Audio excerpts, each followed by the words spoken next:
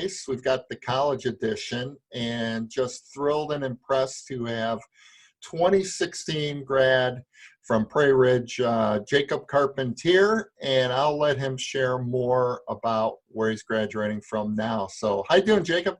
I'm doing well. How are you? Awesome. Thanks for joining us. Yeah, absolutely. Thanks for having me.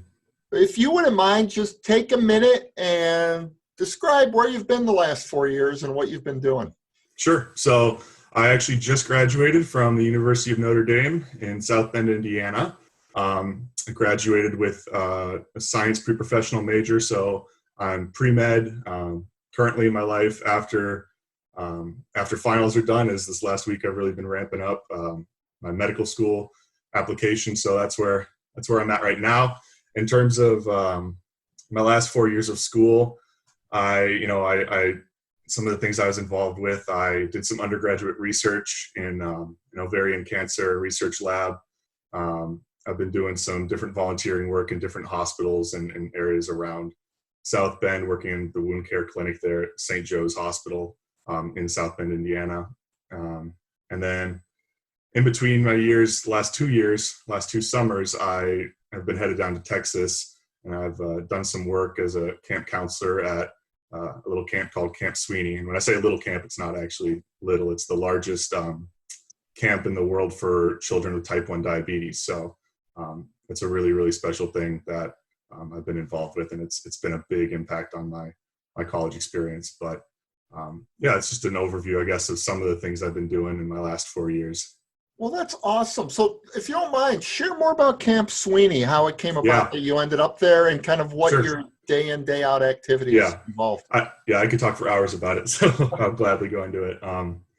So it was the summer after my sophomore year that I headed down there for the first time, and it was kind of a perfect combination of I'd worked the last 2 years as a lifeguard in Crystal Lake, and I was like, I love it, but I'm looking for something else to do maybe with my time. I was looking to maybe do something a little more involved in the medical field.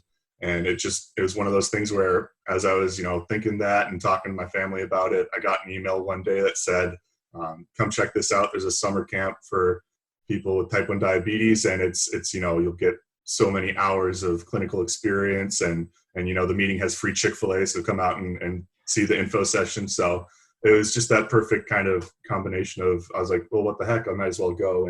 And they reeled me in from there. They got some really, really impressive video and stuff with how the camp is run and all the different activities that goes on there. So I was like, all right, let's do it. I'll sign up. And I went down to Texas for the first year, and I had to go back another year because it was really, really special.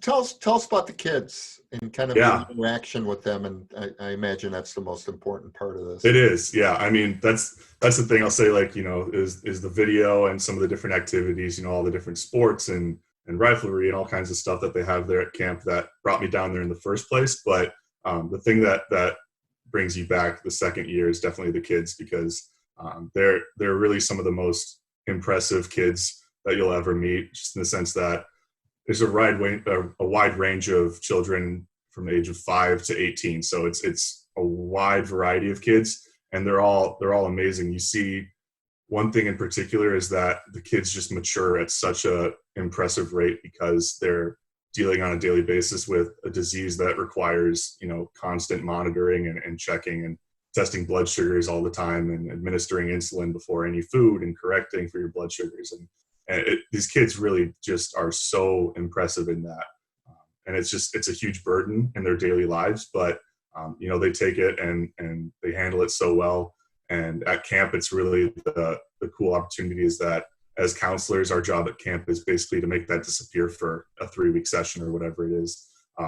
Just so that, they at camp, everyone has type 1 diabetes. So it just feels like everyone's just there at a summer camp, and it's just such a cool family that's built that way.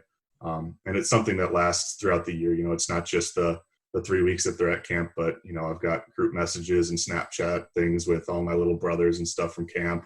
And so it's something that stays constant throughout the year, and it's a really cool thing that they get. And I'm sorry.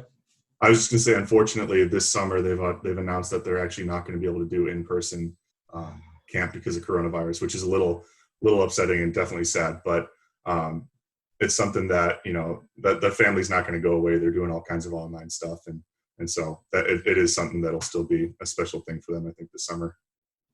Now, how big a group of boys you were with? Kind of a guys group, girls with Yeah. girls group, is that how it worked? Yeah. So So, how many kids would you have? so there's 8 cabins total. There's 4 girls cabins, 4 guys cabins. I worked in the 2 summers I worked in the cabin of 14 to 16-year-old kids. And so we had 35 14 to 6-year-old guys in our cabin. And that was slightly larger than some of the other cabins. We had the largest cabin, but so there's hundreds of kids at camp at any given time, and there's 3 different sessions throughout the summer. So we have, you know, close to 900, I think it is, campers that come through every summer.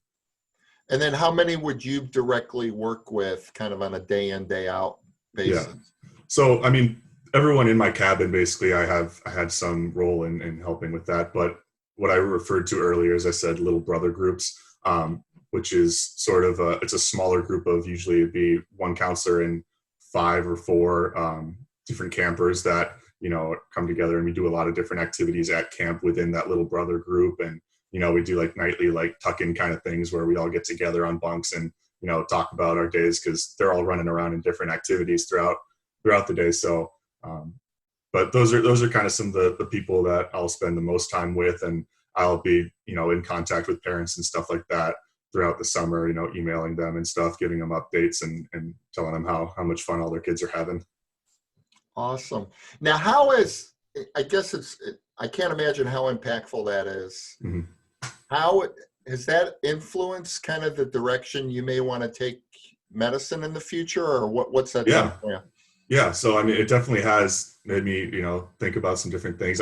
I going into college, you know, I wanted to do medicine. I didn't know exactly what I wanted to do with it. But throughout the last couple of years, you know, I've definitely kind of narrowed down what I'd like to do. And I've found that the one thing in medicine that is the most appealing to me, and the thing that I'll enjoy the most, is, you know, just the interactions with patients. You know, and I learned that from the, you know, Camp Sweeney, just being with those kids and keeping that relationship throughout the year and stuff like that. And so it's definitely helped me kind of narrow down on, you know, I definitely want to go into family medicine or maybe pediatrics, something where I'll be able to see, you know, a pretty good range of individuals, where I can see a lot of different things in medicine, but also it's that thing of creating relationships where I'll get to see them as they're, you know, progressing through life or whatever. And I think that appeals to me more than maybe a specialty where I'd see a patient, you know, help them out and then not see him again. And, you know, I've also, endocrinology is something, obviously that's what I'd be doing as a physician if you're working with diabetic patients. So that's something that also I consider doing, you know, like pediatric endocrinology is something that could definitely be something that I see myself going into. Awesome. Now let's reflect back on your time. First, picture when you were a junior or senior at PR. Sure. What was your process in selecting schools, and how did that process go for you? Kind of how many other schools and such? And go ahead. I was definitely looking at a lot of different schools, a lot of different state schools around the Midwest. I wasn't sure exactly how far I was trying to go, if I wanted to leave really far or stay close to home. And basically I narrowed it down to my two top schools were Vanderbilt and Notre Dame. And I wouldn't have necessarily have looked at too much into Notre Dame, actually, if my sister hadn't gone there 2 years before me. So, and it was the same thing with her. You know, she wanted to do a big state school somewhere in the Midwest. You know, she's looking at Michigan and all kinds of other ones as some of her top schools. But it was just something that we found. And, you know, I spent the 2 years, junior, senior year, being around Notre Dame all the time because Kayla's there. And so when I got in there, that was kind of the thing that really put me. And I was like, you know what, I've seen how awesome this school is the last 2 years. I know that I'm going to have a sister there. My parents aren't too far away if I need help. They're just far enough that they won't come out all the time, but you know, they're close enough if I need something. And so that was kind of what really put me onto Notre Dame, aside from it being such a great school. That's awesome. Now, Yeah. when you, I know you enjoyed both sides of school. You were involved socially, you enjoyed your time, but you also took your studies real seriously. Sure. What was it like when you first arrived on campus your freshman year? I mean, what did you do to help acclimate yourself to that challenging of an environment that you had now gotten into? Yeah, I will say that I feel very, very lucky. Notre Dame's a little different from some schools where I know a lot of schools when you're picking your freshman year, you'll have to look for a roommate and, you're on Facebook forums or something like that, finding roommates. But Notre Dame is completely random. So all incoming on campus their freshman year. And now actually I think they've made a change where now students actually live on campus for the first 3 years, but that wasn't the case for my class. But the first year you had to live on campus and it's completely random. You don't know what dorm you're going to be living in. You don't know who your roommates are going to be. And you just show up and see how it goes, I guess. But I got very lucky where I got put in a room with 3 other really, really good guys. And, they're some of my best friends to this day. And I kept living with them for years to come. So in that sense, I got really lucky that I think that, my sister, she didn't have the same experience as me. And I think that everyone has a different experience with that since it is random. But I think that I got really lucky in that sense. But also just having Kayla there, was another thing where I could just get dinner with her or something, even if it was once a week. That was helpful in acclimating to it. And I did know a lot about it just because I had been around the school. So in that sense, I think that my acclimation was maybe a little bit easier than some people, but I think that the biggest thing is just, the hardest part is you're in this whole new environment with people you don't know. So the biggest thing is meeting people and making some good solid friends from the very start, I think. And then from there, your study habits and everything follow, but it's getting that settled in, comfort that I think is the most important part of it. And if you could speak to a little bit, the one thing that's nice about how Notre Dame approaches things is your dorm kind of becomes your family. You're almost there's no Greek life on Notre Dame's campus, so Correct. it becomes your Greek world, right? Right. So talk about that. What dorm were you in, and how did that part function? Yeah, sure. So I was placed into Alumni Hall my freshman year, and we say, Notre Dame by choice, Alumni Hall by the grace of God, just because it's so random and it's a lucky thing. But I loved my dorm, and it is a thing where, like you said, we don't have Greek life, but you do have this kind of fraternal spirit and stuff in the sense that a lot of things on campus are dorm events and things that are run through that. One of the biggest things in particular for me was inter-hall sports. So we have intramural sports and stuff like a lot of different college campuses, but one thing that they have is every dorm competes. They field a team for whatever sport, and then we compete against different dorms. So there's competitions like that going on between dorms, and it kind of brings the dorm together. Along with other events, every dorm has their own dances and, events like that, and their own volunteer events and charity events and stuff throughout the year. And so it does build that community, and you're living with the same people, obviously. And a lot of people stay on campus. I stayed on campus all 4 years because I had my friends there in the dorm, and the dorm itself, Alumni Hall, is central. It's right on Main Circle of Notre Dame, so I got lucky in that sense too. And it's just something. It does have a big impact on your your career at Notre Dame of what you're involved in and stuff like that. And so it is a big thing. And I think it does have a big impact on the identity and stuff like that and what you do with your time there.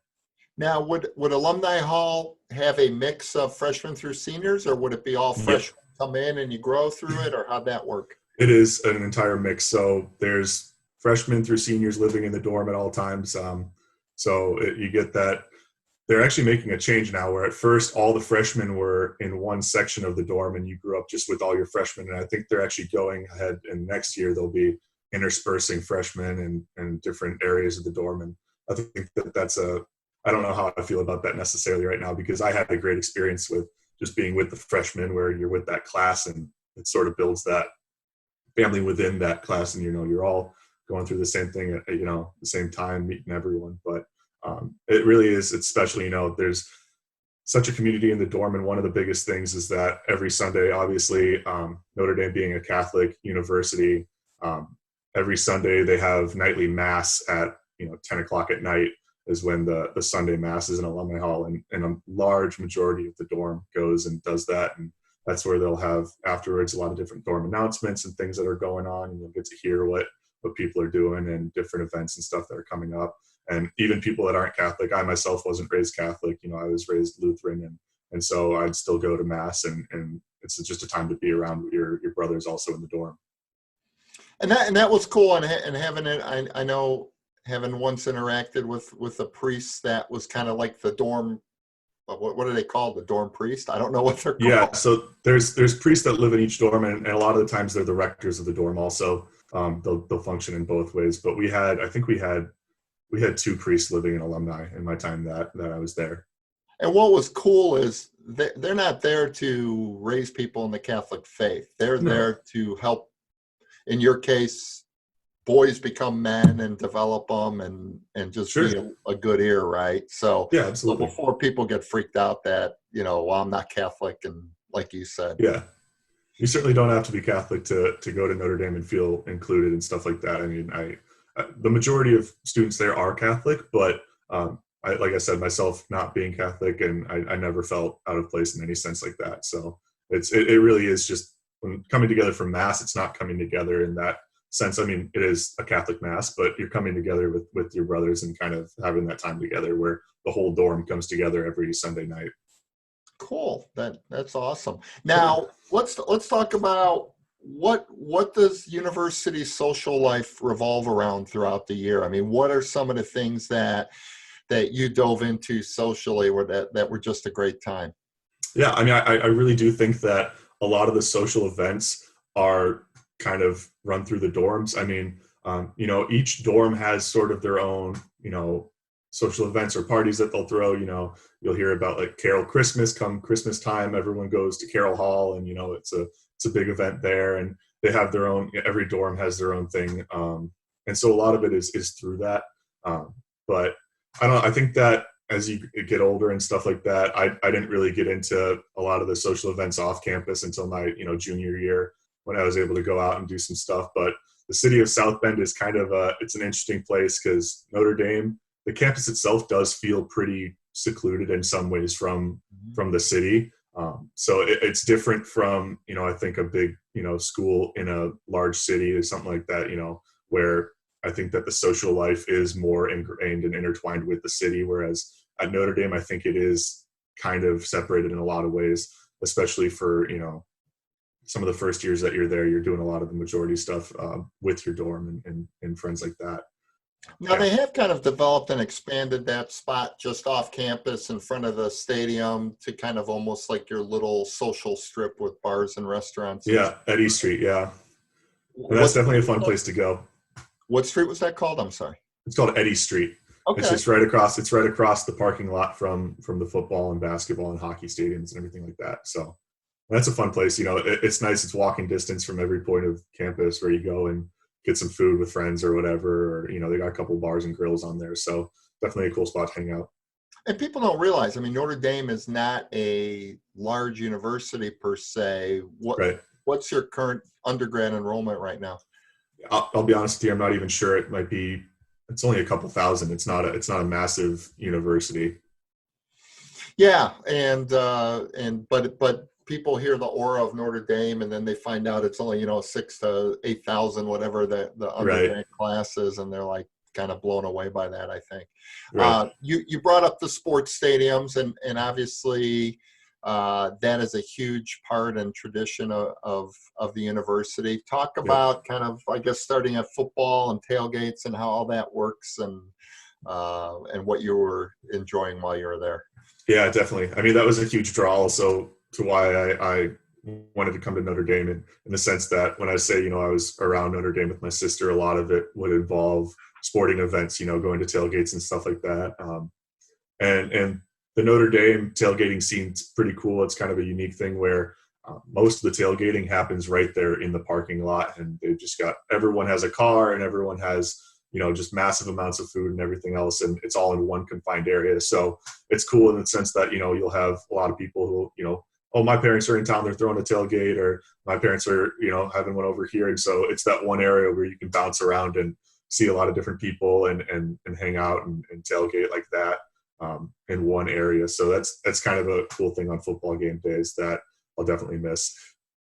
Is there one particular game that really was has a special place that just felt awesome while you were there? The energy, electricity, any one or two games you could think of? Yeah, I don't know. I'd have to say maybe I remember when we beat USC. That was a really really special one. Just because I mean we kind of have a sort of rivalry there, and we came out and punished them pretty good. So that was one that was good. But I mean every football game is exciting. My freshman year, we didn't really get into the tailgating scene immediately. We were one of the groups that we actually went and sat out in front of the stadium, and we were like the front row. We would paint our chests and stuff like that, and we did that for a couple of games. So we did that, and that was fun.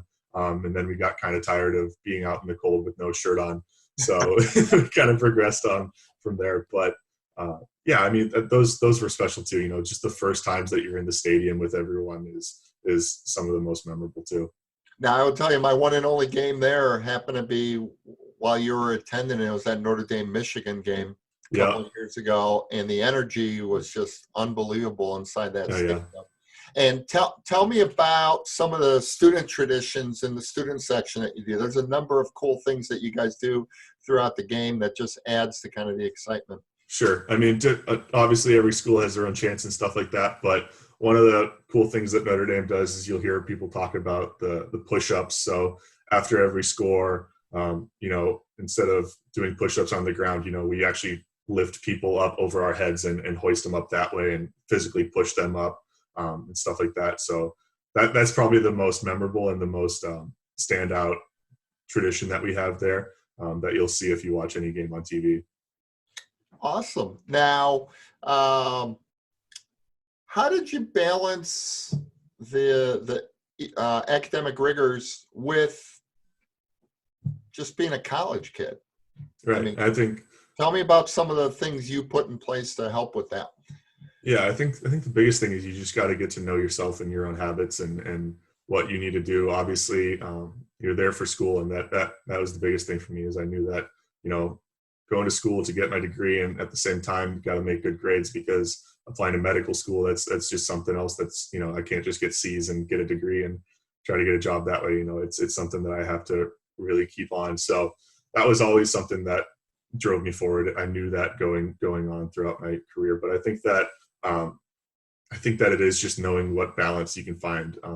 Certainly a lot, like, people would go out a lot more than I did, and some people would stay in and study all night, and you have to find what works for you, and able to, it's the matter of keeping the grades that you want and getting the work done in school, but also having that social life and that outlet. And, there's those nights where you've been looking at a book for way too long and you just need to get out and do something with friends. So I think that it is just a very personal thing that you have to feel for yourself. And your freshman year is definitely a time that you'll go through and you'll do some soul searching in that sense, and you'll figure that out for yourself. And that's why grades will be different freshman year for some people than they are the next couple, because, it is a time where it's just a major transition and you're figuring that out. But I would just say that the balance is the biggest thing, and you just got to kind of figure that out for yourself. And so freshman year for you, what was your fallback? Was it studying in the dorm, getting away to the library, studying with the Yeah. group? I mean, what worked for you particularly? So I think what worked for me probably won't work for a lot of people. I am pretty good at actually just shutting myself in and kind of locking myself down and doing stuff. And I actually didn't really ever study in the library. I think I went to the library only a couple times to study, like one organic chemistry final. I went to the top floor of the library and just locked myself away and did that. But in my dorm, we had what was called the study loft, where it's this lofted area where there's no rooms or anything like that, but there's just basically cubicles where you go up there, and that's if you got a paper or something that you just need to really grind out. It's a quiet area, and so I did most of my studying there. If I wasn't in my room studying, and I didn't really do that until my senior year, studying in my room, but most of the time I would do my work up in the study loft and just get it done that way. And I don't think that works for a lot of people. I know that a lot of my friends, they needed to, they'll go to the library or engineering building or whatever it is to change scene and do that. But I don't know why, but for me, it kind of just works where I could just pull myself in and do that. So, and I wouldn't recommend that you just do that necessarily to anybody that's starting their freshman year, because it's not going to work for everyone. And I know it doesn't, but it did for me. And so I just kind of kept with it as I went through. Awesome. Now, when you kind of spent time, um, on campus, you can't help but when you walk around see the beauty of the architecture and Mhm. what are some of the cool traditions or cool buildings on campus for people that maybe further, like if someone watches you here and says, oh, I got to check that out, what would be the things that they should Google or look at that go, that's just really neat seeing that? Right. I think that, I mean, one of the biggest things about Notre Dame and why it's so beautiful is that all the buildings are pretty uniform and they have that really, really cool look to them. And they're all pretty unique in architecture and they look really nice. But I think that the campus grounds are just really well maintained too, since it is just one central um, campus that, everyone's living on and it's separate from like a city or something like that. My mom, she always talks about how she loves to come to Notre Dame and see the flowers because they do, they always plant flowers. And so in terms of greenery and everything, they make the campus look really, really pretty every single year. And it's a really nice looking campus in that sense. A couple of the different buildings or places that I would definitely recommend going or looking up is the Grotto, for one, is there's basically, it's this sort of cave where it's a place primarily for prayer and reflection and stuff like that, where there's just hundreds of candles laid out in this cave and you can go down there at any time and you can light a candle. And a lot of people will do that. I made a tradition of it too. My roommate, my sophomore and junior year, he would go before every exam, he'd go and he'd light a candle and say a prayer and stuff like that. And so that's a place where a lot of people go and will reflect during that times. And if I was ever having a hard time, I'd go down to the grotto and say a prayer or something like that. So that's, I can't even describe the full effect of it because it is such a really cool and beautiful place. And during the winter when the snow's hanging over the cave, kind of, it's really, really cool. But that would be probably the number one place I would say to go look up. And other than that, we got some of the other staples like Touchdown Jesus, which is on the side of the library. It's this big mural basically of Jesus kind of raising his arms, and it's called Touchdown Jesus because if you actually stand at the very top of the football stadium, it runs directly through basically the goalposts and you can look out and see that. So, and obviously just walking around that, it's just a big, massive mural that's pretty beautiful that you see on campus every day. Yeah, and then anything from the Golden Dome to Right. people don't realize there's lakes that run through campus, Yep. and I do know you used to enjoy hitting the links so you have a Absolutely. golf course right on campus, right? Yeah. 2 minutes from my dorm, 2 minute walk from my dorm. So that was something that I frequented, and they had if anyone goes to Notre Dame, you need to get, and they golf, you need to get the student pass. They do it every semester. It's $99. And so we would do that and just abuse it. You can golf all you want. And we'd probably average maybe only like a $5 round because we'd get out there so often. So does that mean that your handicap has dropped now since you finished college? Well, it's interesting. It fluctuates, right? It's a roller coaster where, every break, it seems like you go back and you lose some strokes and stuff like that. But definitely from my freshman year, I've gotten a lot better. Um, so as you progressed and you got older, and I mean, you stayed on campus for 4 years, and just so people know, as people get older and such, Notre Dame does allow alcohol in the dorms for older Yep. students and all that. So there's not this need to have to go out and be stupid somewhere else. Right. There's plenty of kids being stupid on campus. There are, yes. I can attest to that. And of course, that was never you. Oh, never. No, never. But I will I will say one nice thing, and maybe you could comment on this. The one thing that always impressed me with the times that I had visited there and just walked around campus was the friendliness of all the students. It's if you kind of stopped and looked around, there'd always be a student going, "Can I help you? Can I help find something?" Yep. And that was and I don't know if that's ingrained or if it just feeds upon each other, but that was all a very cool trait to always see, that people just wouldn't walk past each other there. I mean, Yeah. I think that is something that it's just built, and it's something that's just normal at Notre Dame. I don't know exactly why or how that exactly started, but it's a smaller community. It's a tighter knit thing. And, it's a very traditional university where, parents and their sons and daughters go to Notre Dame and have a history in that sense. And so everyone's looking out for each other there. And there are a lot of people that come and visit just because of the name Notre Dame and the beautiful campus and stuff. And so I've definitely directed a fair share of people as they're looking pretty lost on campus. But yeah, it's just something that, I don't know, just kind of happens. And how much so people understand the size? How long would it take to walk from one end of campus to the other? I mean, what was your farthest walk while you were there? Sure. I think that so one of the places that they hold exams for a lot of the larger classes, especially like my intro chemistry classes and stuff like that.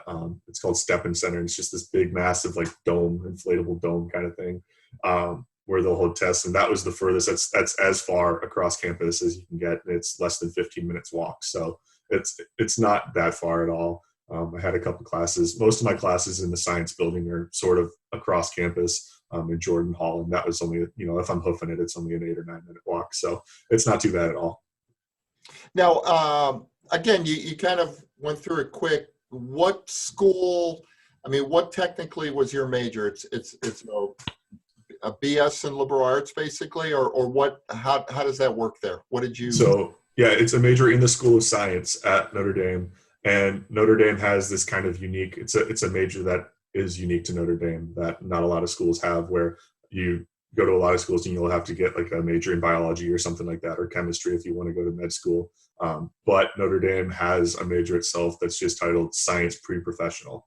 And so essentially it is a major for anyone that is planning on going to medical school or dental school or something like that. And what's cool about that is that it gives you some freedom in the sense that, as a biology major or a chemistry major, I'm not locked into anything. I could take whatever classes I want. If I wanted to take more chemistry, more biology classes, and there are some classes that are sort of reserved for science pre-professional students, and those were honestly some of the ones that I've enjoyed taking the most recently.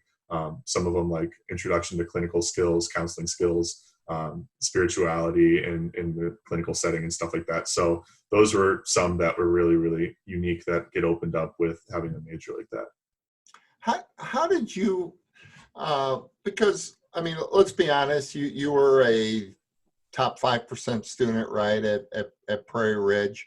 And now you're teamed up with a whole school full of for the most part, top 5% students. How did that play mentally into your interactions in class? I mean, because now you go from top dog to being like, maybe even feeling average. I don't know. And Definitely. How did you process that?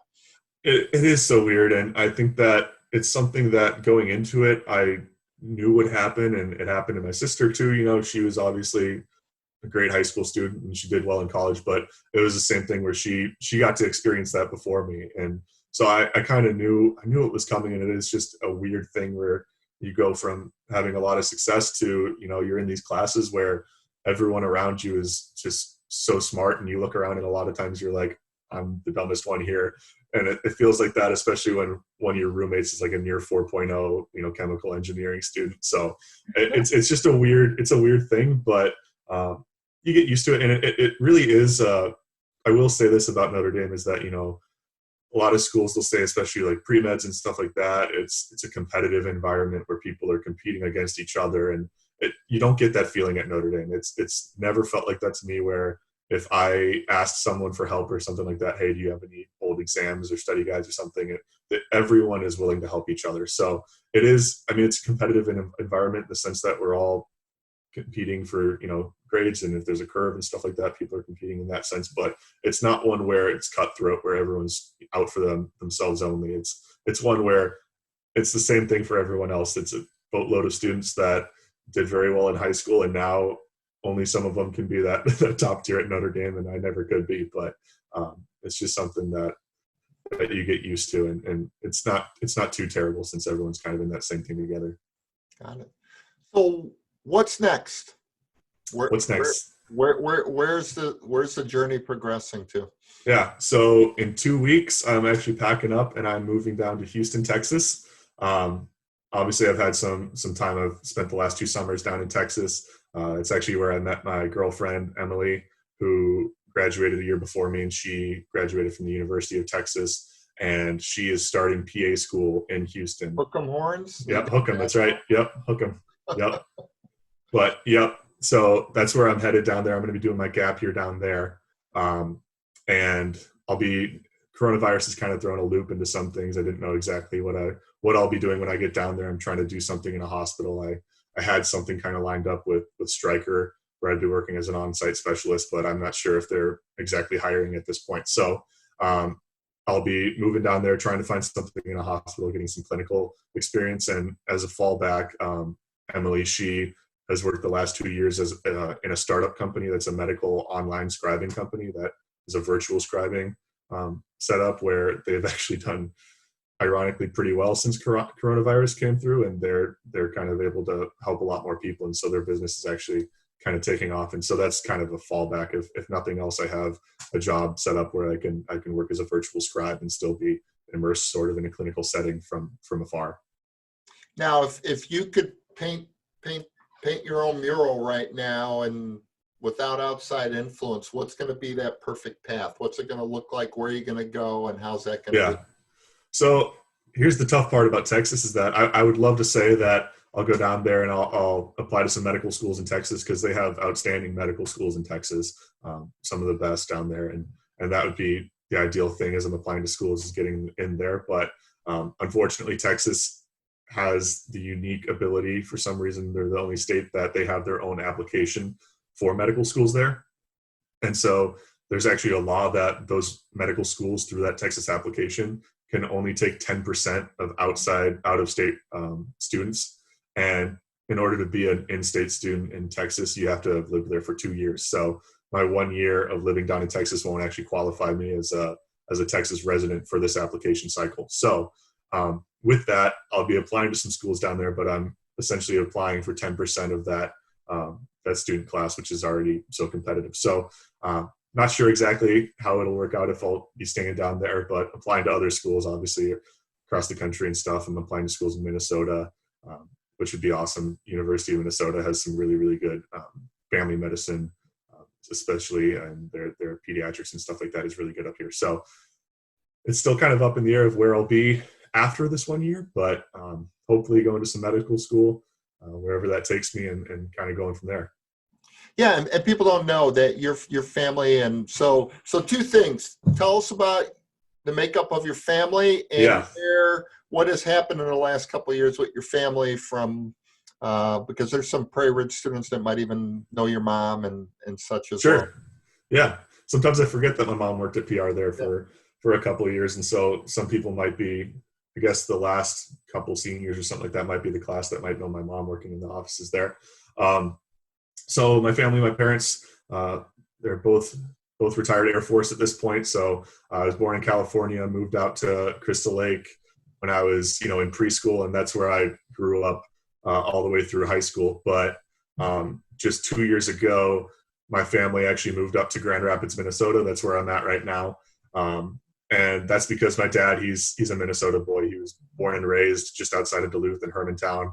And so it's kind of always been in the cards that they're going to try to move back up here at some point. And so that happened 2 years ago during my summer after my sophomore year. I actually got the call from my mom while I was studying for finals for that sophomore year. And she said, "We sold the house, we're moving." I was like, "All right, cool." So it's a different thing up here. Obviously, I'm not as close to all my friends from PR as everyone else still there in Crystal Lake. And so that's been kind of a unique thing where every time I come home from school, it's not exactly to the same environment as everyone else there in Crystal Lake, but it's something that I've gotten used to for sure. And tell us who the people are in your family. Yeah. So my sister Kayla is the one I've been talking about. She's 2 years older than me. She went to PR with me. And so she graduated, went to Notre Dame, graduated. She got a degree in marketing. And so she's been working the last 2 years up here in Minnesota. She's living in Minneapolis, working for General Mills in a position there. And my parents' mom is Jenny Carpentier. My dad is Rob Carpentier.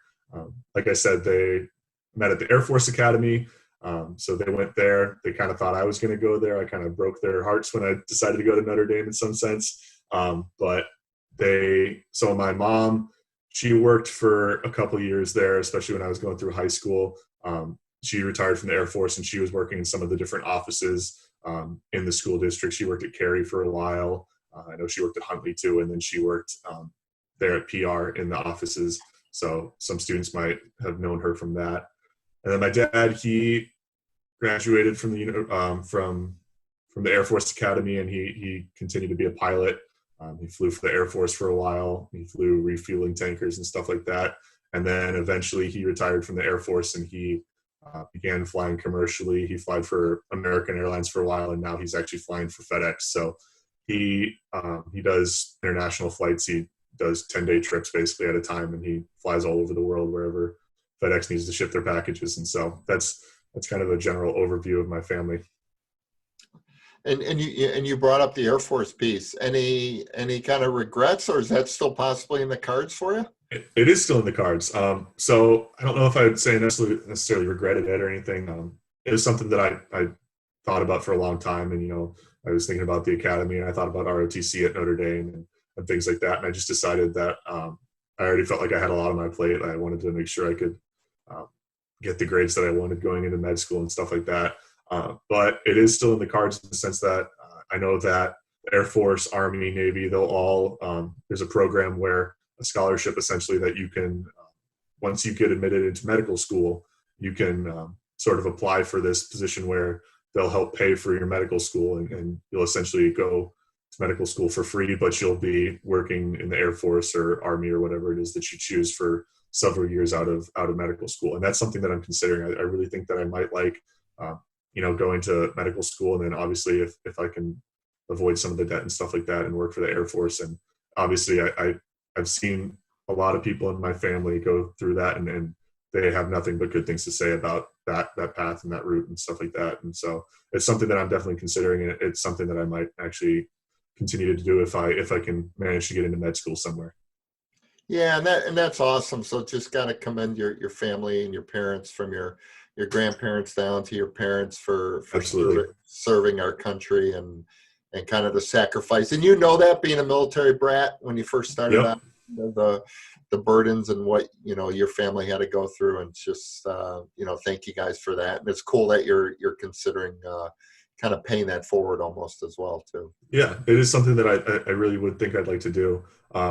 Just because it is a tradition in my family, and not that I feel compelled to do it because it is a tradition, but I have seen, some of the amazing benefits and stuff of it, and sort of seen what the Air Force and the Army and everything that my family members and what they stand for, and how, that has made a major impact on how I was raised and everything too, with the acts of service and stuff like that sort of being ingrained within me. And so it's something that played such a big impact in how I was growing up. And, I didn't decide to go to the Air Force Academy, but it was something that I considered, and it's something that I still would like to do, I think. Awesome. Now let's look back at your time at Prairie Ridge now. Sure. How do you feel Prairie Ridge itself prepared you for kind of the rigors of Notre Dame and kind of the next step in your journey? Yeah. I mean, I will say that I think Prairie Ridge does a really, really good job at preparing you for college. I think that in terms of a public school, I think that it's got to be probably one of the better ones. And I think that everyone that's going there, and myself, was very, very fortunate in that sense. I think that the teachers and the staff do a really, really good job there. And, Notre Dame, the Catholic university and stuff, and it's kind of, you'll joke about the fact that a lot of the students there, went to private Catholic schools and stuff like that in high school. And, I think that some of them probably have this kind of envision that, that's the way to go, and it's the better schooling and stuff in high school. And I don't think that's necessarily the case. I think that, PR especially did a really, really good job at preparing me for college. And so I'm really thankful in that sense. And I think that PR, and I think most people would agree that it's doing very, very well, especially compared to a lot of other public schools and stuff like that. So I have nothing to complain about with PR, and I'm really thankful for that. Now, when you look back on kind of the different faculty members and people that you encountered along the way there, who kind of sticks out as just being very impactful in your life to this day? Yeah, I think that, I mean, I could sit here and I could almost list every single faculty member, because, all the teachers especially, they did such a great job in preparing me in terms of education and everything. And all the AP teachers especially, taking those classes there, Spanish teachers, the TAGIs and stuff like that, when we would with Miko and everything else, we do all the silly videos and stuff like that. Those are some of the things that I reflect back on the most about high school and some of those fun moments. But also Coach Peck, I think that sports at PR has this legendary tradition too, where, we got both great academics and really, really good sports. And so again, when I reflect back at PR, I think most about not the time that I spent in classes, but the time that I spent, out at the baseball field and stuff like that. And there's absolutely no denying that Coach Peck and Coach Dean and a lot of the other coaches there had a big impact on me, who I was growing up, and the person I was, because it's something that is built through that also. And so I'm really, really thankful for that. And all my teachers, I really have nothing but good things to say about them. I never had a teacher that I disliked or anything like that. So I think that it is a really, really special school for sure. Now, you can't bring up Coach Peck without me trying to get a Peckism or a favorite memory. Keep in mind, there's people that have preceded you, so I don't think you're going to be sure on holy ground here. I think that a lot of the funny stuff has come out. So I'm just looking, what are some fond memories you have with the team and Coach Peck? Yeah, I think that the one thing about Coach Peck is just how passionate he is, and you won't see that in any other high school coach really that has the same sort of passion as Coach Peck. And, he devotes everything he has to that program. And so I think that a lot of the memories that stick out are like sort of the most passionate moments. And obviously, we had great success on our team with a lot of different, success in different championships and stuff like that. And those are things that I'll definitely remember. And then obviously when you say Coach Peckisms, I think about those moments where he's so passionate, and one of them comes to mind, especially where we had a rough game actually, and we actually lost a game, and I had messed up, and I had thrown a ball away from first base, trying to throw someone back, pick him at third base. And I remember sitting up in the clubhouse, and he called me out and he said, "Carp, did you throw the ball or did you?"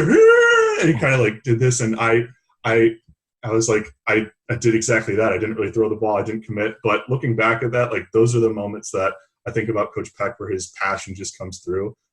Obviously, he coached us to great success and stuff like that. But in those moments where you see that passion is pretty special.